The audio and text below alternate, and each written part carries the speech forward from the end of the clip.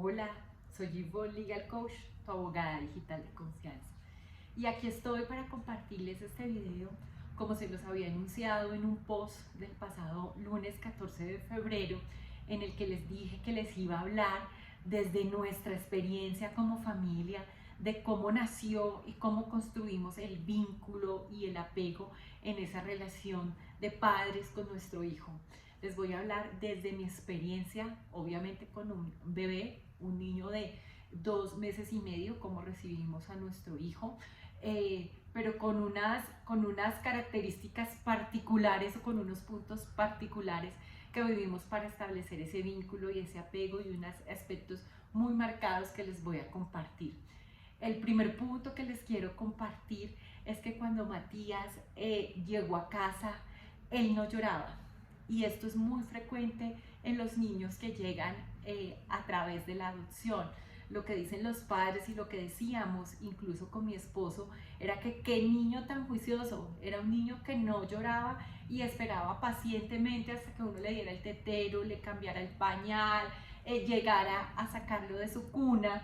Y también decimos, digamos medio en broma, que somos los padres los que los desorganizamos y que a los 15 días estos chinos ya están malcriados. Pues bien, esto tiene una explicación. Esto tiene una explicación y es porque los niños en las casas de acogida, en el ICBF aquí en Colombia o en todas las instituciones que son adscritas al ICBF, pues son niños que son cuidados, son niños que son amados por el personal que está ahí en las instituciones y que está pendiente de ellos, pero son niños que no tienen un cuidador único, son niños que no pueden demandar todo el tiempo atención para ellos. Entonces son niños a los que les ha tocado aprender a esperar a que les llegue su turno, a esperar a que, si son los terceros o los cuartos en el tetero, pues a esperar a que llegue el momento en el que a ellos les toca el tetero. Y la estrategia del llanto, el llanto es un medio de comunicación, una forma que tienen los niños para comunicarse, porque no verbalizan, los bebés no tienen otro medio de comunicación y por eso lloran cuando tienen hambre, lloran cuando tienen frío, lloran para que les cambien el pañal, lloran si tienen cólicos, o sea, es una forma de expresar sus necesidades. Y los niños, y lo que he escuchado en testimonios de otras familias como nosotros, y además en charlas de expertos y en blog de expertos, refieren eso, que esa es la razón por la que los niños no lloran, porque han descartado, han sacado el llanto como una estrategia para obtener una respuesta frente a sus necesidades, y saben que si llora, pues de todos modos van a tener que seguir esperando. Entonces dicen más o menos en su mentecita, no nos funciona, ¿para qué voy a llorar?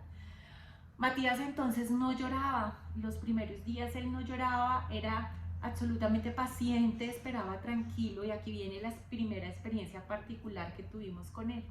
Esa primera noche de su llegada, esa primera noche del 26 de enero del 2015 con nosotros, lo acostamos en su cunita. Acá vino un primer tema de ponernos de acuerdo con mi esposo como padres, pues porque yo obviamente quería que el niño estuviera en la cama con nosotros esa primera noche, pero en Fana nos habían entregado como una rutina del niño que incluía sus horas de sueño en la noche, su horario de tetero, sus tiempos de siesta, o sea, muy establecido, y nosotros con mi esposo le llamábamos el manual de instrucciones. Nuestro plan en ese momento era cumplirlo al pie de la letra.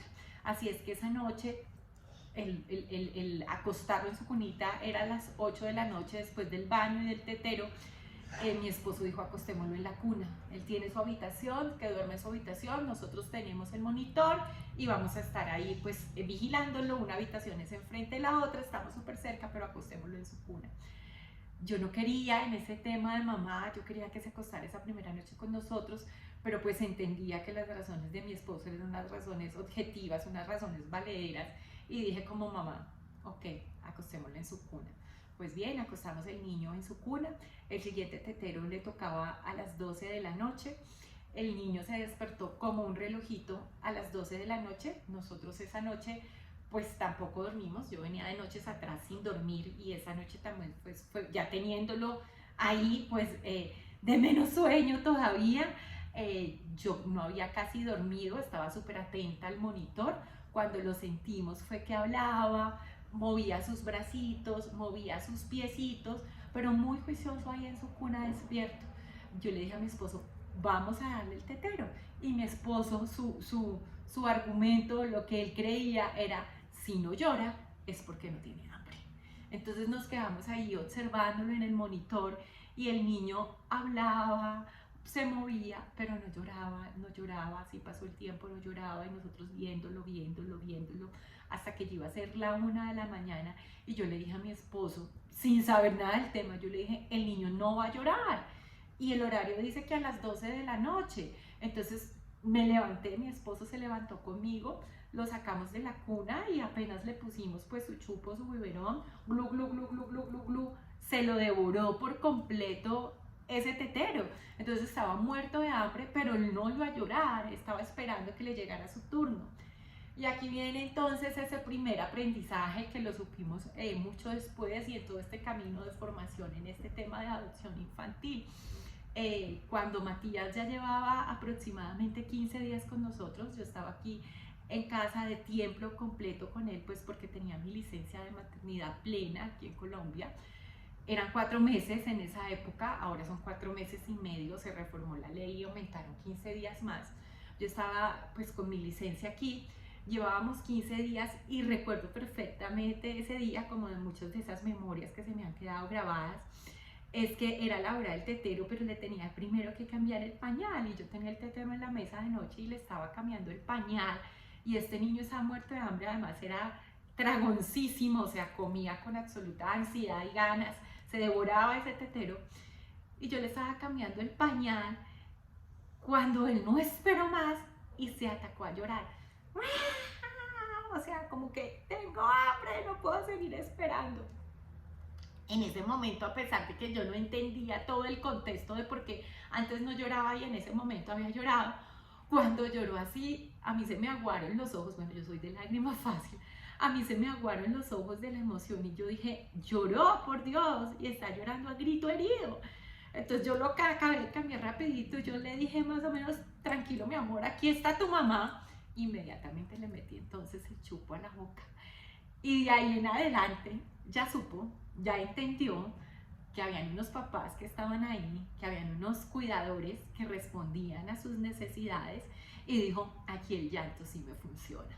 Y volvió a utilizar el llanto como una estrategia para llamar la atención y para que fueran cubiertas sus necesidades. Eso es lo primero y aquí viene entonces esa creación del vínculo.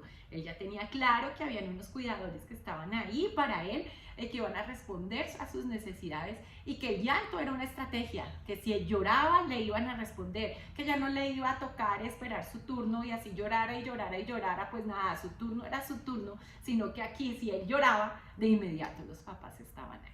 Esa fue como el primer aprendizaje de ese tema de fortalecimiento del vínculo. El segundo fue que yo los primeros días sentía a Matías como muy de todos. La familia lo había anhelado tanto, los amigos, los vecinos, compañeros de trabajo, toda la gente se había portado como también habían estado tan pendientes que yo sentía que el niño era un poco como de todos y como que sentía que no podía ser egoísta. Entonces, frente a las visitas de la familia, incluso hasta de amigos, yo dejaba que lo cargaran y lo cargaba uno y lo cargaba el otro y yo estaba muy tranquila, como que el niño es de todos, todos lo pueden cargar y yo sabía que yo era su mamá, pero tranquila. Eso también no me duró más de 8, máximo 15 días. A los 8 días yo ya sentía un instinto de protección absoluto.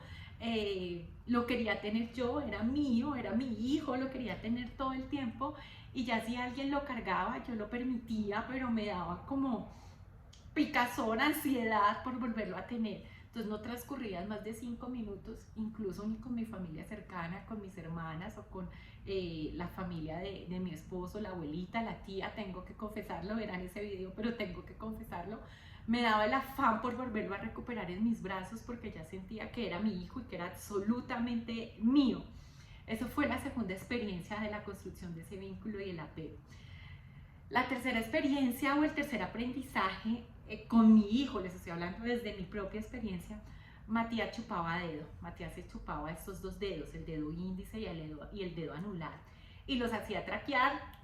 Impresionante, se los chupaba con un gusto y se los empezó a chupar desde el primer día, desde ese 26 de enero que llegó a casa. Cuando veníamos en el carro camino a casa, él ya se estaba autoconsolando con sus deditos en la boca.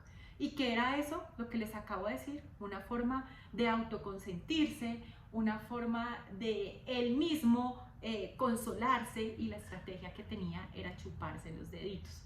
Le compramos entonces los chupos, las bubas, unos de mostachos divinos, tenía los de mostacho negro, café, gris, pero fue tan claro que era una forma de autoconsuelo y no como una necesidad que fuera a permanecer en el tiempo, que más o menos a los 8 o 9 meses él mismo empezó a botar los chupos. Y si uno se los ponía y lo soltaba y lo dejó, se anocheció y no amaneció el chupo. A los 9 meses Matías no chupaba, no usaba el chupo, y fue otro pues aprendizaje para nosotros también. Es muy común que los bebés que llegan a través de la adopción se chupen los dedos y que tengan pues también sus chupos consoladores.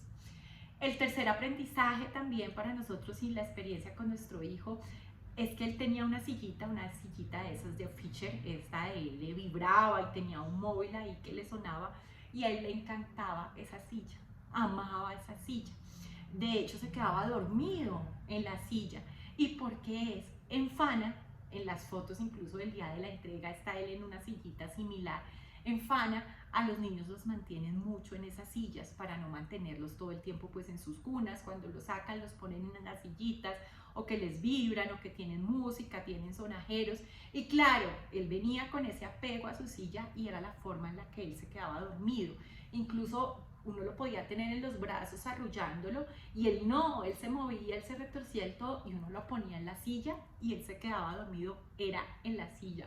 Eso también no duró más de 15 días, porque descubrió el placer y la dicha de los brazos, y pues quería estar en los brazos. Ese fue como el tercer aprendizaje también para nosotros, porque a él no le gustaban los brazos, sino que prefería la silla. Y si lo teníamos cargado, tenía que ser mirando como el panorama enfrente, con visión 180. Cuando descubrió los brazos, pues ya supo que no había nada mejor que los brazos de mamá, y pues obviamente prefería los brazos a la silla. Lo cuarto que nos pasó con Matías, que recuerdo así pues muy claramente, fue que también a los 15, iban a ser 15 días, a los 13 días, Matías llegó un lunes 26, y a ese viernes de la semana siguiente teníamos la primera visita de seguimiento en Fana con la psicóloga. Estábamos allá, mi esposo lo tenía cargado, lo estaba como paseándose con él por el salón, cuando dice la psicóloga, yo estaba hablando, cuando dice la psicóloga, mira cómo te mira. O sea, no te pierde la mirada. Donde se mueva en la sala tu esposo, él te sigue con la mirada y está súper conectado contigo. Tiene claro quién está hablando. Para mí fue maravilloso que me dijeran eso. Uno, pues porque eso era un buen pronóstico para el informe de la visita que iba a hacer la psicóloga. Y segundo, pues porque mi hijo me reconocía y reconocía mi voz. Y yo lo miraba y le hablaba y él se moría de la risa, estaba convencido de que estaba hablando con él. Entonces eso también fue algo maravilloso para nosotros. De esa forma, nosotros como familia logramos ir fortaleciendo ese vínculo. Es diferente como el proceso que se vive con cada niño, que tiene sus similitudes, pero pues es diferente, depende también de la edad del niño. Cada uno tiene sus propios retos, sus propias vicisitudes. A medida que los niños pues son más grandes, es más difícil el desprendimiento de los cuidadores en las casas de acogida o de las fundaciones, pero nosotros lo vivimos así. Como les digo, para mí fue maravilloso que Matías llorara, que llorara a grito herido y que sintiera que ahí estaba su mamá. Este era el video que les quería compartir entonces el día de hoy. Espero seguirles compartiendo otras experiencias de lo que fue nuestra propia experiencia con Matías. Aquí Federico me apagó el aro de la lámpara. No sé si vaya a repetir este video o en la parte final ya me quedé con menos luz. Un abrazo para todos. Chao.